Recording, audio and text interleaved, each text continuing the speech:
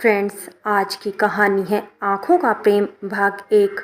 जबान से ज़्यादा बोलती हैं आँखें। वो सभी बातें जो सबसे ज़रूरी हैं वो अक्सर आँखों से ही बोली जाती है। कोई आँखों से आँखों को पढ़ने वाला मिल जाए तो कहना ही क्या, लेकिन ऐसा होता कहाँ है। लोग तो जबान से बोली हुई बात नहीं समझ पाते, फिर भला आँखों की कौन समझे। लेकिन ये कहानी आँखों की बातचीत से ही शुरू है। रास्ते अलग थे मगर एक ठहराव सा था जहाँ दोनों की 3.5 आंखें अक्सर मिल जाया करती थी। हाँ, 3.5 ही तो थी, सबके लिए तो 4 थी, मगर पुष्पा को उसकी बाईं आंख से धुंधला सा दिखता था। इधर विशेष की 2 आंखें और पुष्पा की 2 में से आधी धुंधली यानी 1.5 आंखें कुछ क्षणों के लिए एक हो ही जाती थी। यही कुछ पल थे जो विशेष के पिछले दिन की मनहूसियत को कुछ समय के लिए अनजाने एहसास से ढक देते थे। पुष्पा की वो बाईं आंख जो धुंधला देखती थी के पास एक काला सा निशान था। विशेष की आंखें जब उसकी आंखों से मिलती तो विशेष का मन जोर से इस बात के लिए धड़कता कि वो जाए और उसके उस काले निशान को अपनी नजरों से सहलाकर पूछे, ये निशान कैसा है। मगर इधर पुष्पा ये सोचकर उस निशान से डरती, कहीं विशेष उसे पूछ ना ले कि ये निशान कैसा है। वह भला क्या बताएगी उसे, कैसे कहेगी उसके किसी अपने के बेहद प्रेम और दुलार की निशानी है वो निशान, और उसकी आंखों का धुंधलापन। इधर एक सवाल पुष्पा जब भी विशेष के अधमैले कपड़े और हर रोज उसका सूखते परवल की तरह पीला पड़ता जा रहा चेहरा देखती तो उसके मन में कुछ सवाल उठते जिसे वो पूछना चाहती थी। विशेष भी यह सोचकर डर जाता, कैसे वह उसे बता पाएगा कि उसकी हालत ऐसी किस कारण होती जा रही है।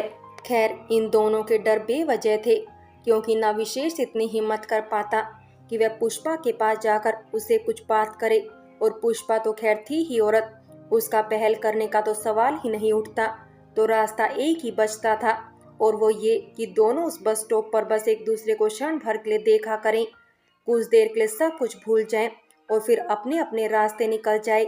इसी तरह ही इन 3.5 आंखों को एक होते और दोनों को मन ही मन एक दूसरे की हालत का अंदाजा लगाते हुए आज तकरीबन 5.5 महीने हो गए हैं, मगर कुछ ऐसा सहयोग कभी नहीं बना कि दोनों एक दूसरे से कभी हाल खबर भी पूछ सके हो। दोनों को तो एक दूसरे के बारे में इतना तक नहीं पता था कि वे रहते कहाँ हैं और यहाँ से बस लेकर जाते कहाँ हैं। लगाव या मोहब्बत की सबसे अच्छी बात है उसकी मासूमियत, ऐसी मासूमियत जिसे वजह नहीं चाहिए होती किसी को पसंद करने की, किसी से प्रेम करने की। इसके बाद तो बस देखने की इच्छा रहती है, और ये इच्छा किसी कारण से पूरी ना हो तो मन बेचैन होने लगता है। विशेष का भी हाल कुछ ऐसा ही था। छुट्टियों के कारण विशेष पुष्पा को 3 दिनों से देख नहीं पाया था। इधर शायद पुष्पा भी बेचैन थी, क्योंकि देखा तो उसने भी नहीं था विशेष को। विशेष का चेहरा पहले से ज़्यादा सूख चुका था, और इधर पुष्पा का चेहरा ऐसे सूजा हुआ था जैसे पूरा चेहरा एक मवाद से भरा घाव हो। पुष्पा ने अपने दुपट्टे से अपना चेहरा ढक रखा था, मगर आज दर्द पहले से कहीं ज़्यादा था, इसलिए चेहरा दुपट्टे का बोझ बर्दाश्त नहीं कर पा रहा था। आज विशेष की आंखों ने इन महीनों में पहली बार इतनी गौर से पुष्पा के चेहरे का दीदार किया था, और जितनी देर वह उसके चेहरे को निहारता रहा उतनी देर आज उसके कलेजे में दरार पड़ती रही। ऐसा हो रहा था मानो जैसे विशेष की आंखें पुष्पा के चेहरे के घावों का सारा दर्द सोखकर अपने कलेजे में जमा कर रही हो। आज नीति कोई नया खेल दिखाने का सोच रही थी, शायद इसलिए दोनों की 2-2 बसें निकल गई, मगर दोनों ने उस तरफ गौर न किया। इधर शायद पुष्पा आज किसी कंधे की तलाश में थी जो उसके चेहरे में जमे सारे मवाद को अपना सहारा देकर उसकी आंखों के रास्ते बह जाने में मदद करे, मगर शायद उसके दर्द की चोट में अभी इतना दम नहीं था कि अपनी हया की बेड़ियों को तोड़ सके, इसलिए वो अपनी तीसरी बस में चढ़ गई। विशेष ने बहुत हिम्मत जुटाई कि वह जाकर पुष्पा से उसके हाल की वजह पूछ ले, लेकिन वो ऐसा कुछ नहीं कर पाया। कुछ देर तक विशेष सोचता रहा आखिर उसके साथ क्या हुआ होगा, और सोचते सोचते उसे ख्याल आया कि आज पुष्पा जिस बस में चढ़ी वो उसकी रोज वाली बस नहीं थी। इतना तो वो जान ही चुका था कि पुष्पा रोज किस रूट की बस में चढ़ती है। एक अनजान के लिए इतनी फिक्र उसके लिए सही नहीं थी, क्योंकि वह खुद बहुत परेशानी से गुजर रहा था, मगर दिल तो दिल होता है। कहते हैं प्रेम इंसान के सोचने समझने की शक्ति को क्षीण कर देता है, लेकिन ऐसा कहने वाले ये बात नहीं समझ पाते कि प्रेम में सोचना समझना जरूरी ही नहीं रह जाता। प्रेम तो विश्वास पर टिका है, और विश्वास में भला कैसा सोचना या समझना। जहाँ लोग ठगे जाते हैं, असल में वो प्रेम ही नहीं होता, वो तो एक छल है। प्रेम में तो ऐसी ताकत है कि ठगा हुआ इंसान भी अपने चेहरे की मुस्कुराहट कमजोर नहीं होने देता। प्रेम से मेरा मतलब सिर्फ प्रेमी प्रेमिका के प्रेम से नहीं, ये प्रेम बिना कारण के, बिना किसी रिश्ते की चाह के भी हो सकता है। ठीक वैसे ही जैसे विशेष को पुष्पा से हो गया था। पुष्पा के जाने के बाद से विशेष उसके बारे में सोचने लगा, और ये सब सोचते ही उसका मन न जाने क्यों घबराने लगा। उसे किसी अनजाने खतरे का आभास हुआ।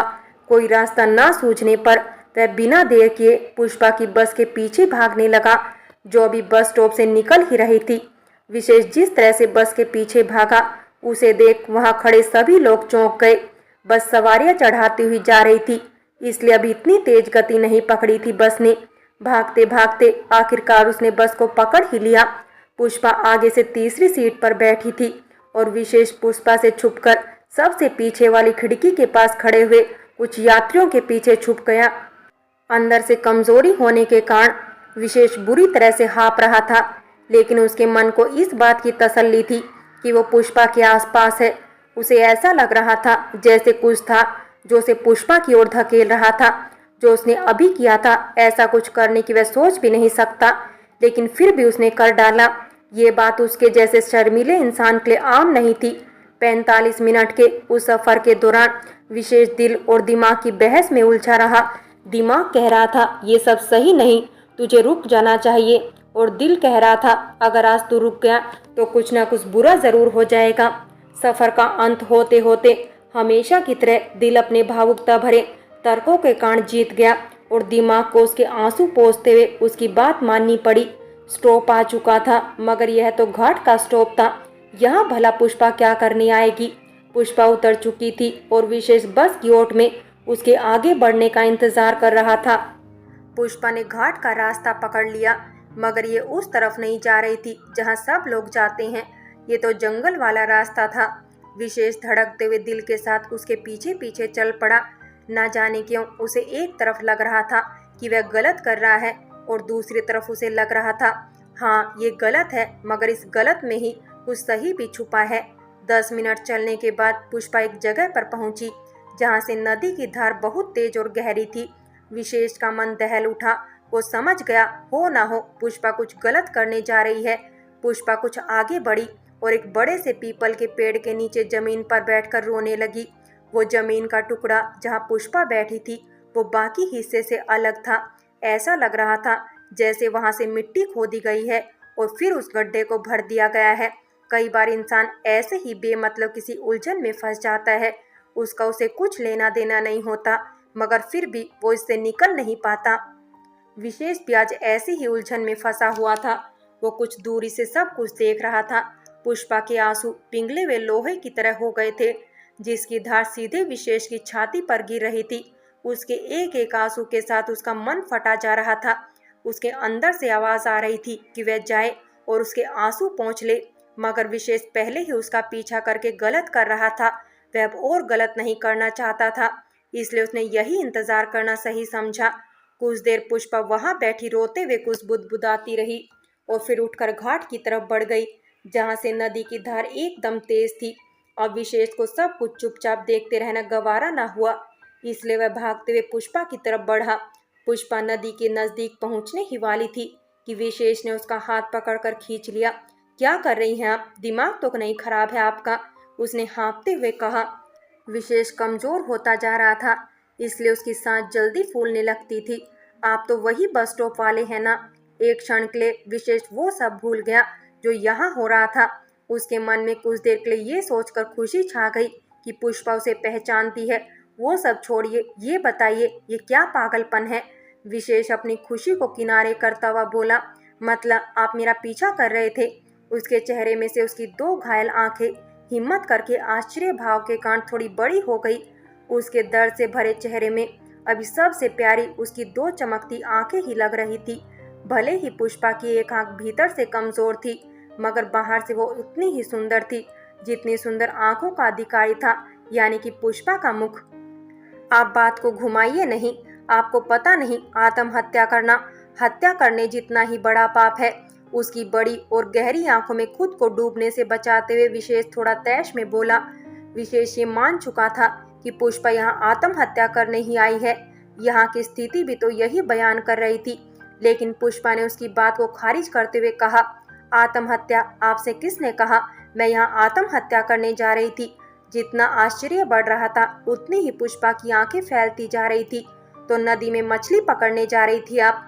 वैसे ऐसा बोलने के बाद विशेष को एहसास हुआ कि उसने काफी घटिया उदाहरण दिया है। जल लेने जा रही थी, नदी में बस कूदा ही नहीं चाहता और मैं चाहकर भी आत्महत्या नहीं कर सकती। पुष्पा की आंखें फिर से सिकुड़ गई थी और अपने अंदर के बचे कुचे आंसुओं को निचोड़ने लगी। मुझे कुछ समझ नहीं आ रहा। मैंने तो यही देखा कि आप उस भरे हुए गड्ढे के पास में। आधी बात विशेष के मुंह में ही शर्म से रह गई। जब पुष्पा ने उसकी बात काट कर बोलना शुरू किया तो, गड्ढा नहीं है वो, मेरी बेटी सोई है वहां पर, जिसे मेरे सामने ही मारकर दफनाया गया है और मैं अभागिन सिर्फ देखती रह गई। 2 दिन की थी वो, सिर्फ 2 दिन की। जैसे तैसे पैदा किया था उसे, शरीर से कमजोर पैदा हुई मगर दिल से तो मजबूत थी। जीना चाहती थी मगर उसे जीने नहीं दिया गया क्योंकि उसे बचाने में खर्चा लगने वाला था और वो बेटी थी, उस पर खर्चा भला क्यों करता मेरा पति। नदी की धार ने अपना रास्ता बदलकर पुष्पा की आंखों से बहना शुरू कर दिया था। इधर विशेष जमीन में गड़ा जा रहा था। मेरा नाम पुष्पा अग्रवाल है। छोटे से शहर की बड़े सपने देखने वाली लड़की थी मैं। सपना भी कुछ ऐसा जो बचपन में दिखाया गया, अच्छे लड़के से शादी का, अच्छे से घर सजाने का, अपने पति से बहुत प्यार पाने का। सपने तो थे मगर उम्र नहीं थी शादी की अभी। लेकिन कर दी गई ये कहकर, रिश्ता अच्छा है, लड़का सरकारी नौकरी में है, अच्छा कमाता है, देर की तो हाथ से निकल जाएगा और वैसे भी एक ना एक दिन तो शादी करनी ही है, फिर समय पर क्यों ना कर दें। मैं संस्कारी लड़की थी, कैसे टालती बात को, कर ली शादी।